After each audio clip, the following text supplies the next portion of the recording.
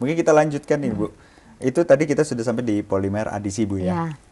Nah, Oke. selanjutnya polimerisasi kondensasi. Ya, sekarang kita masuk ke polimerisasi kondensasi. Baik. Kalau dalam polimerisasi kondensasi kita bisa lihat di slide ya Mas Amar Iya, ya. Di slide kita lihat di sini bahwa polimer kondensasi ini terjadi pada monomer-monomer yang ujungnya mempunyai gugus fungsi. Seperti dia ada di sini ada gugus amina, kemudian dengan gugus karboksil. Karboksil dan gugus amina. Gugus amina ya, Bu, ya. Baik. Ini bila berkondensasi ya, dia akan nanti hasilnya dia mengeluarkan molekul kecil yaitu H2O ya. Baik. Terus kemudian ikatan di antara gugus amina dan karboksilat ini disebut ikatan amida. Ikatan amida Ya, ya. nah penggabungan ini menghasilkan suatu polimer yaitu asam 6 aminoheksanoat atau yang biasa dikenal dengan nilon ya, yang dipakai untuk bahan pakaian itu. Baik. Seperti itu.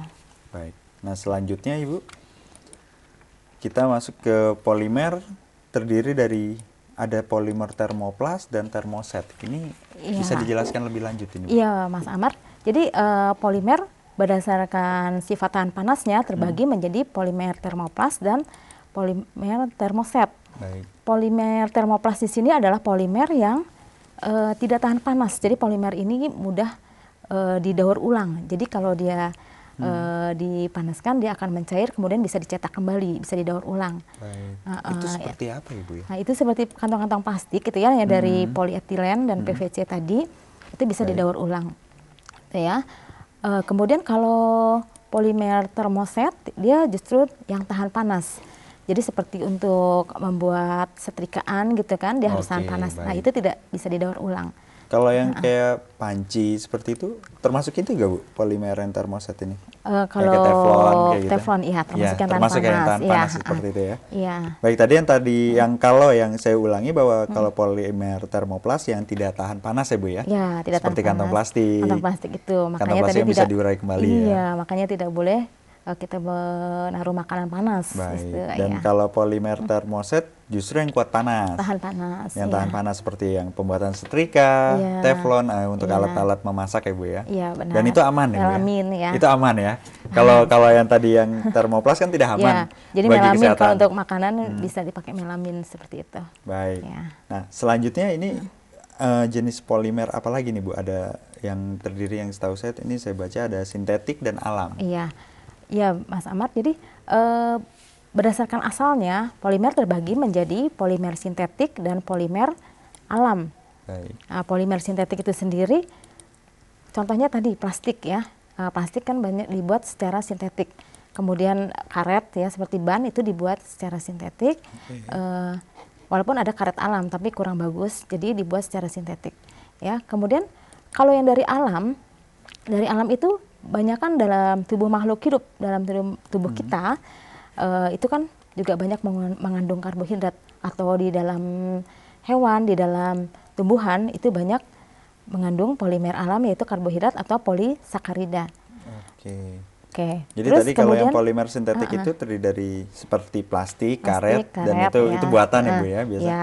Dan kalau yang polimer alam yang ada dalam tubuh makhluk hidup, pada manusia, pada hewan, pada tumbuhan, seperti karbohidrat dan protein ini. Gitu.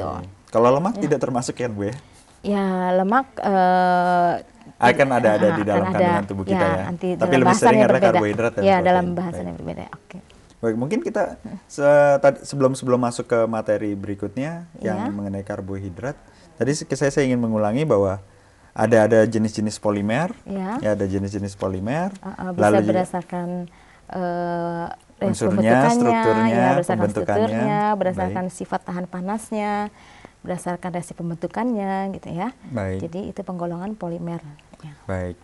Nah, kita lanjutkan ke karbohidrat ini Bu. Karbohidrat. Tadi Ibu katakan karbohidrat ini ada di dalam manusia atau makhluk hidup ya? Makhluk hidup bisa. Unsurnya tersebut ya. Tadi kalau masuk dari berdasarkan asalnya kan ada di kategori polimer alam ya Bu ya? Iya, betul. Baik. Ya. Mungkin kita bahas lebih dalam mengenai karbohidrat ini kali Bu. Ya, karbohidrat mempunyai struktur atau rumus CnH2ON. Karena di sini ada karbon dan ada hidrat. Jadi bernama karbohidrat, gitu ya. Kemudian klasifikasi karbohidrat, ada monosakarida, ada oligosakarida, termasuk di dalamnya disakarida, dan ada polisakarida. Ini tergantung dari jumlah monosakarida atau jumlah monomernya. Baik. Kalau monosakarida berarti dia hanya terdiri dari satu gula saja. Terdiri dari satu gula, ya, atau monosakarida. Monosakarida sendiri ada dua, digolongkan dua, yaitu aldosa dan ketosa. Aldosa jika dia memiliki gugus aldehid, sedangkan ketosa jika dia memiliki gugus fungsi keton. Aldosa dan aldosa adalah kalau jika memiliki gugus fungsi aldehid, sedangkan ketosa jika memiliki gugus fungsi keton. Kemudian di contoh glukosa di sini, yang glukosa banyak terdapat dalam glukosa darah, ya. Nah, jadi kalau kita kekurangan glukosa, kan kita bisa pingsan gitu ya. Terus, ini dalam kandungan darah ya, dalam darah, glukosa atau kandungan gula ya Bu, bisa dikatakan itu gula, juga nggak? Ya. Glukosa kalau kelebihan juga tidak bagus gitu kan. Betul. Ya. Glukosa rumusnya seperti ini, dia mempunyai gugus aldehid. Sedangkan kalau fruktosa itu dia terdapat pada buah-buahan, dia mempunyai gugus keton. Kemudian kalau galaktosa, dia juga termasuk aldosa dan terdapat pada susu sapi. Baik, tadi saya mau mengulangi saat Bu tadi di fruktosa ya Bu ya. Tadi Ibu katakan ditemukan di buah-buahan. Ya. Buah-buahan, mungkin bisa disebutkan contohnya Bu, buah-buahan apa saja yang bisa kita temukan? Ya, seperti apa anggur, untuk dalam kandungan ya. fruktosa? Anggur banyak mengandung fruktosa. Baik. Ya. Anggur, pisang? Ya, bisa. Pisang ada ya Bu ya? Hampir semua tumbuhan. Ya. Baik. Nah, kalau sedang galaktosa biasanya adalah ada dalam susu sapi. Susu sapi. Ya. Dan ini adalah kandungan-kandungan yang positif untuk kesehatan kita kan Bu ya? Iya, betul. Baik. Nah, sekarang kita coba selanjutnya rumusnya Bu, atau kenapa rumusnya dari rumus dari glukosa ini ya betul. Bisa ada yang menggunakan proyeksi Fischer, jadi bisa dilihat di slide. Proyeksi Fischer ini yang bentuknya lurus nih Mas ya. Ya, sedangkan ada bentuk cincin. Jadi ada bentuk cincin atau siklik. Nah, di sini kita bisa lihat di slide ya. Pada slide, iya. Kenapa istilahnya disebut cincin? Disebut cincin karena dia bentuknya siklik, melingkar. Jadi karena bentuknya melingkar, siklik, maka disebut cincin. Nah, bagaimana pembentukannya? Pembentukannya kita bisa lihat di sini untuk cincin piranosa. Piranosa adalah cincin yang mempunyai 6 atom C. Itu terbentuk dari OH pada C kelima atau hidroksil pada C kelima berikatan dengan atom C pada gugus aldehid C pertama. Sehingga pertemuannya ini membentuk turunan hemiasetal seperti ini.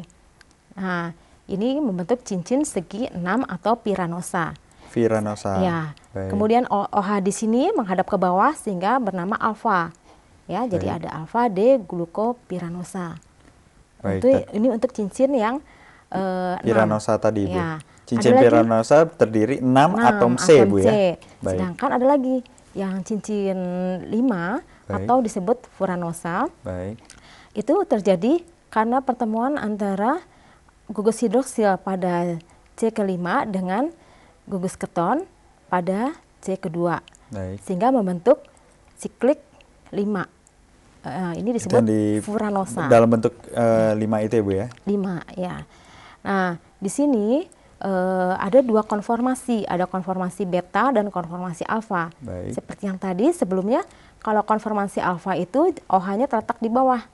Nah, kalau konformasi beta dia OH-nya terletak di atas. Ya, jadi namanya beta D fructofuranosa. Karena ini dia berasal dari fruktosa. Jadi furanosa, sedangkan kalau yang di bawah alfa D fructofuranosa. Baik, jeda terlebih dahulu, maka itu pemirsa Diklat Jarak Jauh Kementerian Agama, jangan kemana-mana, kami akan segera kembali.